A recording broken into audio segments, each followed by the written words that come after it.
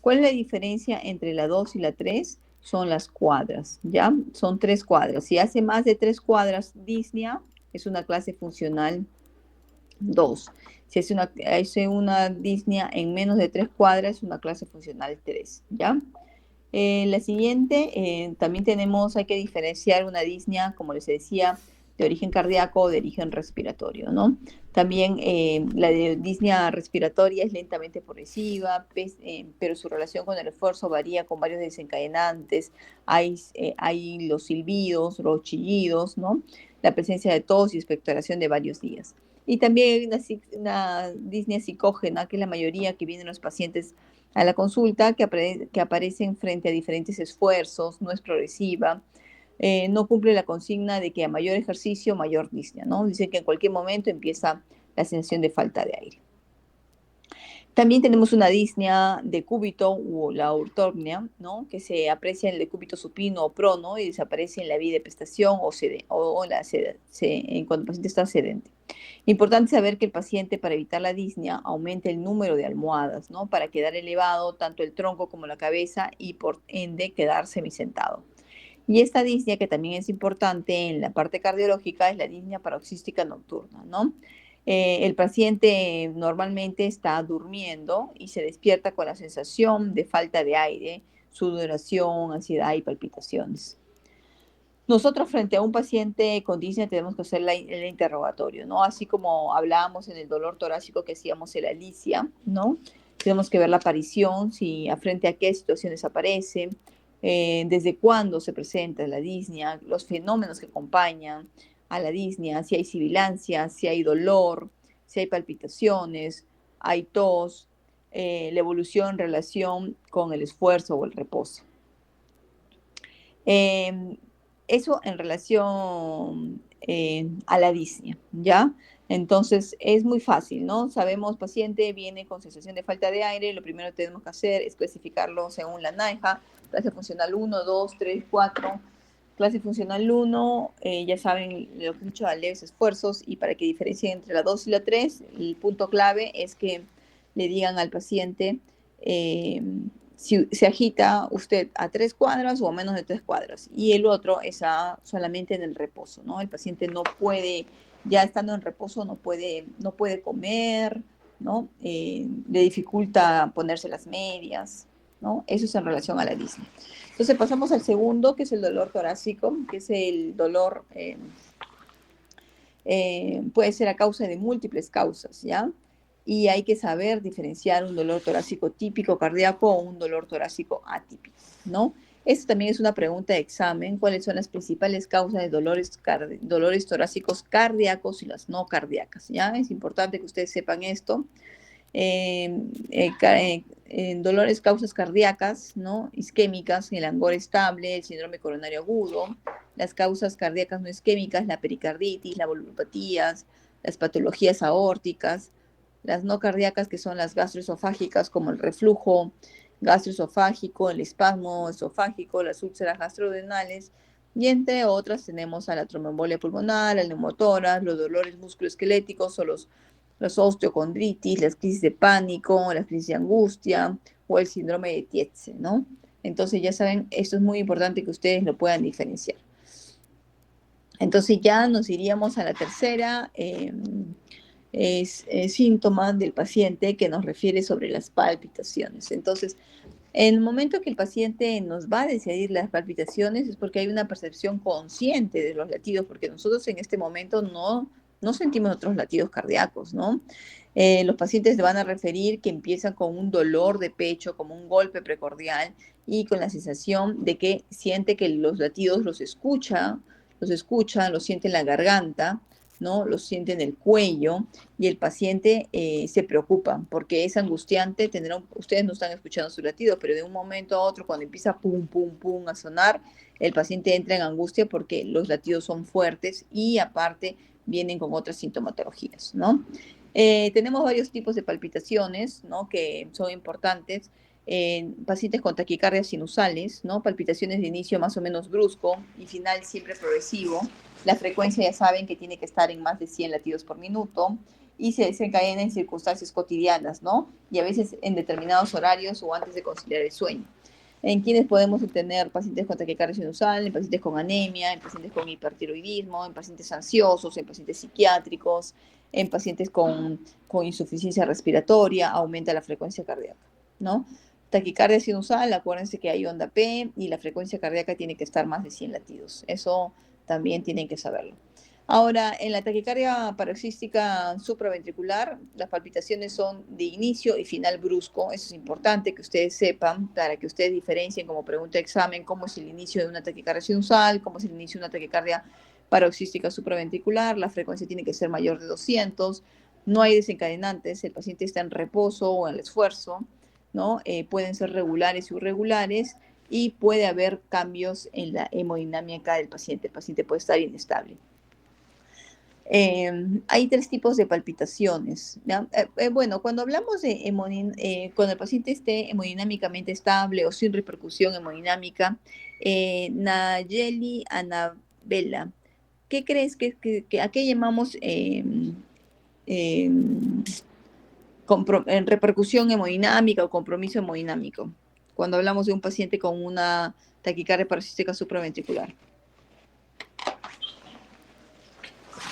Nayeli Anabela. Doctora, ¿cómo dijo que está inestable hemodinámicamente? ¿Ah? ¿Que está inestable hemodinámicamente? ¿Cómo? Ya, sí, ¿cómo tú sabes que es inestable hemodinámicamente? ¿Qué es lo que observas? ¿Compromiso neurológico? No.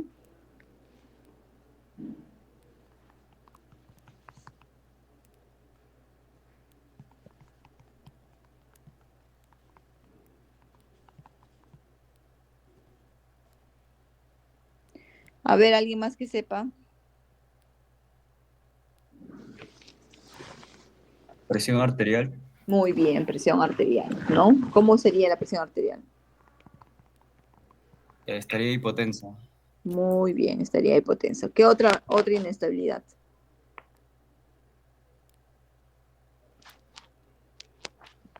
Taquicardia. Muy bien, taquicardia, ¿no? Entonces, ante esos pacientes que estamos con inestabilidad hemodinámica, hipotensos, desaturando, con frecuencias cardíacas altas, tenemos que actuar mucho más rápido, ¿no?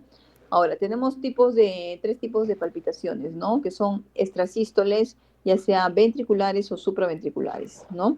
Entre las extrasístoles son latidos instantáneos y fugaces, la frecuencia cardíaca las hace muy variables, y lo más frecuente es que tengan una pausa compensatoria o un latido por extrasístole, ¿no? Entonces acá en este dibujo estamos observando un extrasístole supraventricular. ¿Por qué extrasístole supraventricular? Porque se adelanta al latido normal y porque la morfología es estrecha al mismo latido anterior. Hay que interrogar al paciente, también hay que preguntarle cuándo apareció, frente a qué circunstancias, de qué forma inició y terminó el episodio. Nosotros cuando evaluamos a un paciente en la consulta de cardiología y tenemos a un paciente que viene con palpitaciones, lo primero que tenemos que hacer es tomarle un electrocardiograma, ¿no? Le tomamos el electrocardiograma y vemos si tenemos aparición de latidos irregulares, ¿no? O latidos, ya sean extrasístole ventriculares o extralatidos ventriculares, que es la que lo molesta al paciente, ¿no?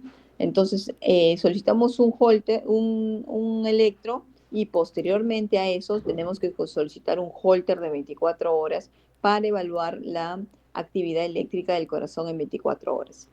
A pesar de que te evaluamos la parte eléctrica del corazón, ya como vamos a hablar en el electrocardiograma, el corazón no solamente se enferma eléctricamente, sino también se enferma morfológicamente. Entonces, para eso también tenemos que pedir una ecocardio transtorácica, ¿no? La ecocardio transtorácica nos va a evaluar cómo es el techo, el piso, cómo están las cañerías, cómo están las manijas, ¿no? Nos va a evaluar las cámaras cardíacas, las dos aurículas, los dos ventrículos y las válvulas, ¿no? Porque también podría haber influenciado la parte mecánica en la parte eléctrica.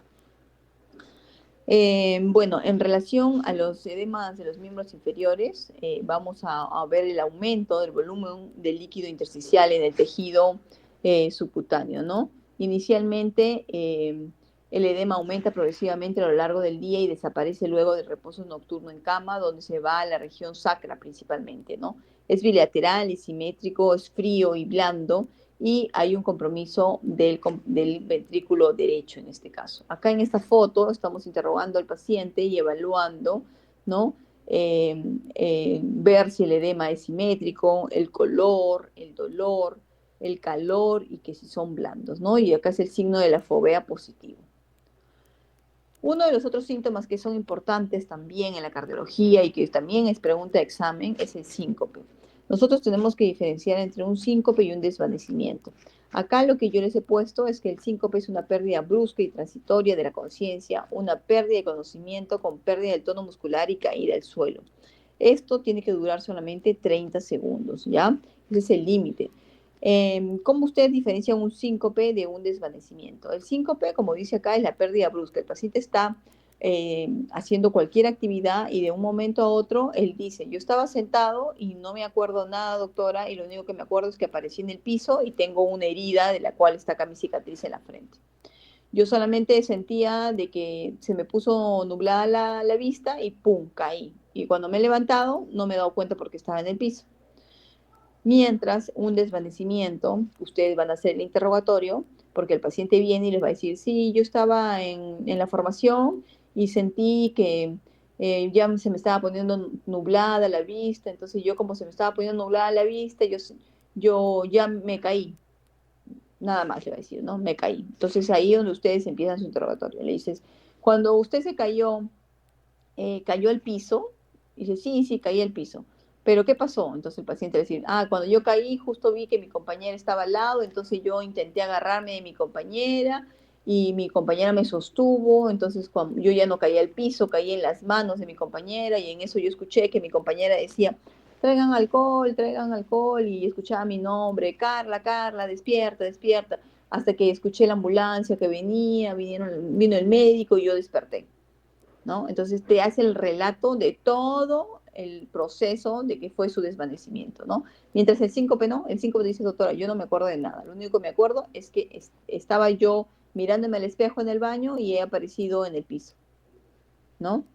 Entonces, y me he recuperado instantáneamente y me ha pasado eso, ¿no? Y mientras el síncope no. Ya, entonces ya saben, es una pregunta de examen, el síncope, todo lo que he explicado ahorita, cómo es un síncope en un paciente, ¿ya? Hay que ver las causas del síncope, neurológico, vasogénico, cardiogénico, ¿no? Posturales también, ¿no?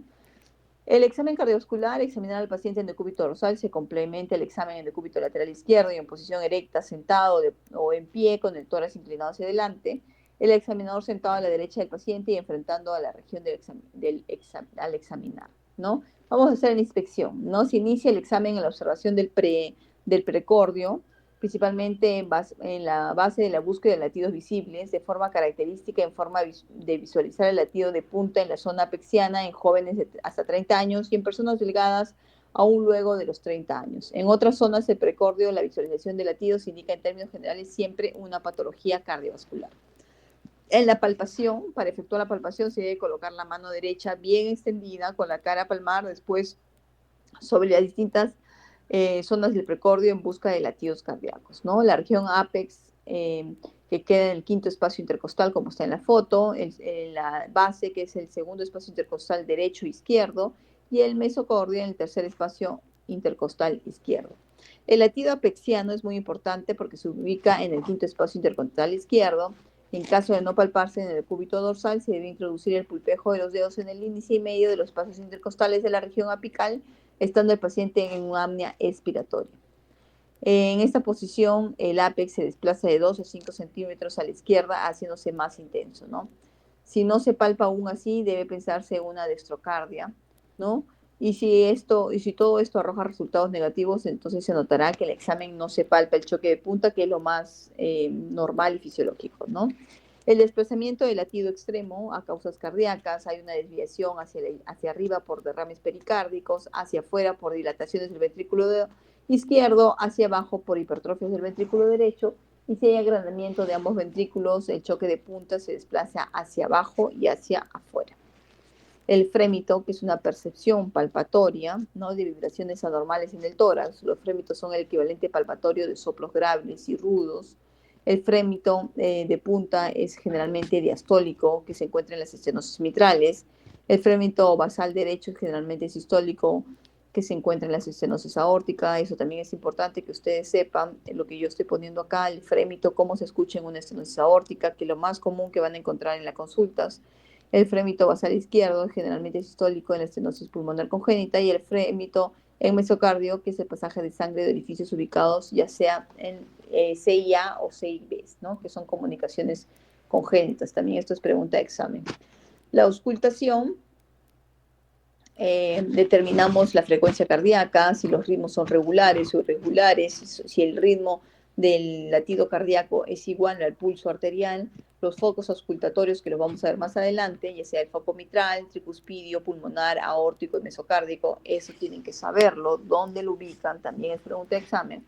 Foco mitral, el ápex o algo por dentro, aunque no corresponde a la proyección real de la válvula mitral sobre el precordio, es, sin embargo, el sitio donde mejor se auscultan los fenómenos de dicha válvula. Ya el foco tricuspidio en el apéndice sifoides, el foco pulmonar en el segundo espacio intercostal izquierdo junto al borde esternal, el aórtico en el segundo espacio intercostal derecho junto al borde esternal, y el foco mesocardio aórtico en el tercer espacio intercostal izquierdo junto al borde esternal. Los ruidos cardíacos, lo primero que se debe lograr es diferenciar el primero y el segundo ruido, ¿no? Los ambos ruidos del primero está separado del segundo por una pausa sistólica auscultatoria, o de pequeño silencio, que es más corta que la pausa diastólica auscultatoria, o un gran silencio entre el segundo y el primer ruido siguiente. Hay caracteres acústicos de los dos ruidos. El primer ruido es más prolongado y más grave, se escucha en todos los focos, pero con máxima intensidad, es en el ápice y disminuye en la base. Eso también es pregunta. El R2, que es el segundo ruido, breve y agudo, su máxima intensidad está en la base, mejora a la izquierda y a la derecha en adultos mayores, y en el área pulmonar hay un desdoblamiento inspiratorio. El cuarto ruido, o ruido auricular, también llamado, ¿no?, es normalmente inaudible, se ausculta excepcionalmente en niños o en adolescentes delgados, o también adolescentes que hacen bastante deporte, y se considera patológico si lo encontramos. Y como último, vamos a hablar de los soplos, ¿no? Son ruidos patológicos producidos por vibraciones secundarias a un flujo sanguíneo lento, turbulento, ¿no? Estos pueden ser sistólicos o diastólicos, con o sin cardiopatía, pero casi siempre hay cardiopatía congénita, ¿no? Hay que ver el origen de este soplo, la transmisión, la irradiación, si sigue la dirección de la corriente sanguínea. Ahora, cuando nosotros tenemos un agujero, ya sea un CIA, un CIB o otra insuficiencia de alguna válvula, si nosotros tenemos un agujero pequeño, el flujo, el sanguíneo turbulento, el agujero pequeño va a soplar más. Uno de los que poner la campana del estetoscopio va a escuchar un latido más fuerte, porque el agujero es muy pequeño. Mientras tenemos un agujero grande, un CIA, un CIB, el soplo no va a ser tan fuerte. El soplo es más de tonalidad un poco más baja, ¿ya? Entonces, agujeros pequeños se escucha extremadamente fuerte. Agujeros grandes no se escucha tan bien, ¿ya? Es mucho más baja. Entonces, esto, como también pregunta el examen, los focos de auscultación, foco aórtico, el apartamento, ¿no?, que es la mnemotecnia que ustedes se aprenden, o la otra que es ahora PTM, ¿no? Pero la más frecuente, la más común para lo que usamos es el apartamento, ¿no? Foco aórtico, pulmonar, tricuspidio y mitral, una en el segundo espacio intercostal, ¿no? Eso es lo que tienen que saber. Ahora, los ruidos cardíacos, que son muy importantes, ¿no? El cierre de la válvula tricúspide y mitral y apertura de la válvula aórtica pulmonar coincide con la sístole. Primer ruido, eso tienen que saberlo. Segundo ruido es el cierre de la válvula aórtica y mitral y apertura de la válvula tricúspide y mitral, y coincide con la diástole, importante. Tercer ruido, llenado ventricular rápido, patológico cuando hay una disfunción ventricular en una falla cardíaca, ya sea una falla cardíaca derecha o izquierda. Y el cuarto ruido, que hemos dicho que si lo escuchamos es patológico, que es una inyección auricular forzada a un ventrículo hipertrofiado, ¿no?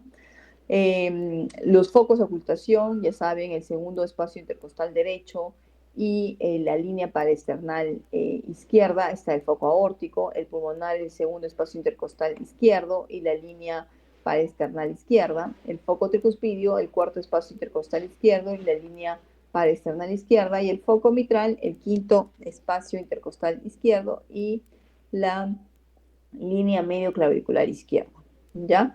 Eso entonces serían los focos de ustedes a repasar, ¿no? Cuando estén haciendo la semiología cardíaca. Y como última diapositiva, y no deja de ser importante, tenemos que hablar de la intensidad, ¿no? Nosotros, como cardiólogos, estamos ya acostumbrados a escuchar soplos de 2 a 3, 4, hasta grado 6, ¿no? Entonces, grado 1 son débiles, solo auscultarles en condición, es muy favorable y luego de unos segundos. El grado 2 se ausculta fácilmente. El grado 3 ya hay una intensidad moderada y existe el frémito. El grado 4 y 5 son muy intensos y con un frémito. Y en el grado 6 se auscultan con estetoscopio situado a muchos centímetros del tórax, ¿no? Ya es un soplo ya mucho más audible. Bueno, entonces esto sería en relación a la semiología cardiovascular. Es una exposición pequeña pero concisa de lo que ustedes tienen que saber. Eh, ¿Alguna pregunta, alguna duda que tengan para poder resolver ahora? Lo que les he dicho, que son puntos importantes, tómenlos en cuenta, estudien todas las diapositivas, pero tomen en cuenta igual lo que les he dicho, que es lo básico que tienen que saber. A ver, ¿alguna pregunta para poder ayudarlas, Cintia? ¿Me escucha, doctora? ¿Aló? Sí, te escuchamos. Me confundí un poquito en lo que era Disney, la clasificación del NIHA. Dijo que para diferenciar la clase 2 de 3 era una 3 cuadras y la otra 2, pero en la clase 1, donde en su diapositiva decía que, o sea, como que era entre la clase 1 y 2, entonces yo no sé si es entre la 2 y 3 o entre la 1 y la 2. No, ahí me he equivocado, por eso les dije que es 3 cuadras. Primero, la clase 1 es fácil, el paciente va a decir que sube las escaleras, baja las escaleras, sube el segundo piso y se cansa. Eso es fácil. Entre la 2 y la 3 es lo que ustedes tienen que diferenciar. ¿Y cómo la van a diferenciar? Con las 3 cuadras. Ahí es el corte. Usted le dice al paciente, primero, usted le dice, tengo falta de aire. Ah, ok. Y empieza su pregunta a usted, su semiología. Señor, ¿usted se agita cómo? Y el señor le dice, yo me agito al ir al mercado. Bueno, no es algo específico que nos dice. Entonces ustedes empiezan a ponerle los ejemplos al paciente. Señor, ¿usted cuando sube del primer piso al segundo piso se cansa? Sí, me canso. Ya. Entonces estamos pensando en clase funcional 1. Ahora, quiero ser más conciso para diferir la clase. Entonces, ahí hago el corte. Y le digo, señor, ¿usted camina 3 cuadras y se cansa o puede caminar 5, 6, 8 cuadras? Y pues dice, no, doctora, yo puedo caminar 8 cuadras. Y normal, no tengo ningún problema. Entonces ahí ya sería clase funcional 2, ¿ya? Ujú. Eso. Sí, doctora. Gracias. Sino que ahí hay que corregir. Ya, otra pregunta.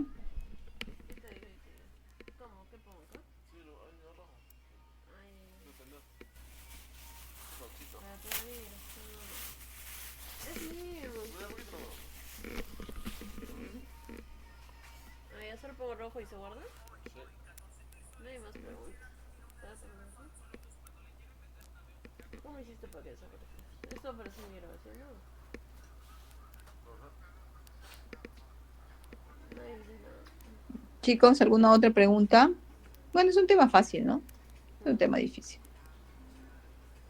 ¿Cómo era? Ya, a ver, yo les voy a hacer dos preguntas, ¿ya? A ver, a ustedes. A un hombre, Carlos Adrián Ticona Ramos. Dame mi celular. Carlos, Es que no va a salir, puede buscar, va a salir de mi grabación. ¿Mi celular dónde está? ¿Le voy a pasar mi celular? Carlos, ¿estás? Ya, no está. Juan Diego Cano Gómez. Sí, doctora. Ya. Juan, a ver, dime tú. ¿Cómo hiciste para que aparezca eso? Control, Diferencia entre un síncope y un desvanecimiento. control, Ah, ¿Cómo el, diferencias? el síncope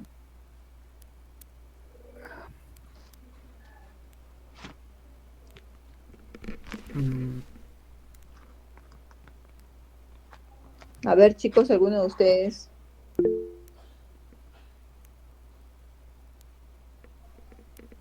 Camila Montalvo.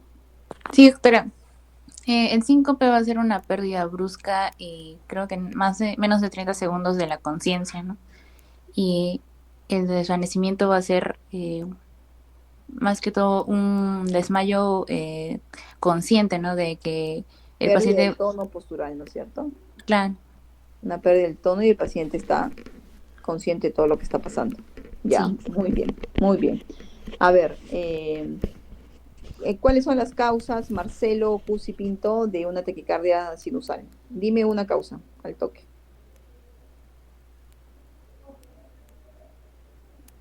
Marcelo,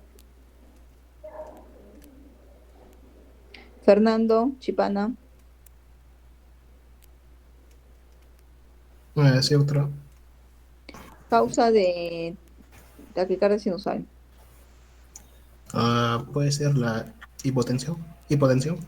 Ya, Carla Churata,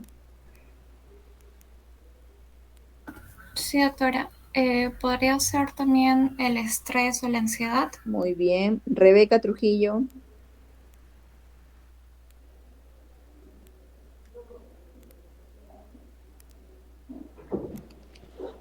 Paula Sáenz, Podría ser el aumento de la temperatura. muy bien. Sayuri Cuaquera,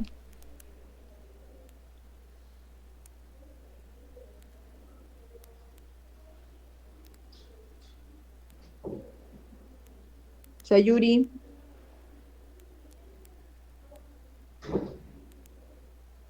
ya, no están. Hay algunos que no están, pero bueno.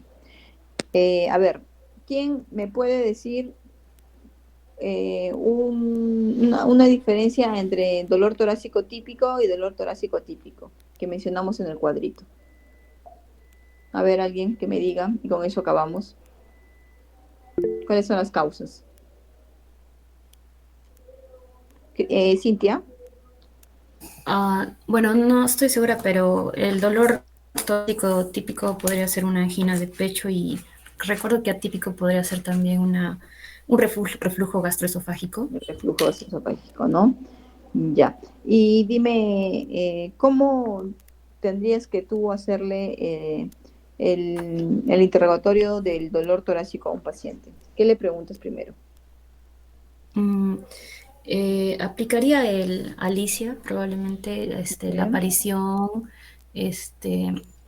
le preguntaría desde cuándo esta manifestación se está dando, si hay alguna irradiación hacia algún miembro o respecto a su localización, también dónde se encuentra, quizás el tipo de dolor que siente y si también si el dolor puede aumentar o disminuir con alguna situación en específico. Muy bien. Ya. Ya, muy bien, chicos. Entonces ya más o menos están entendiendo. ¿Alguna pregunta más, Kiara? Pregúntales.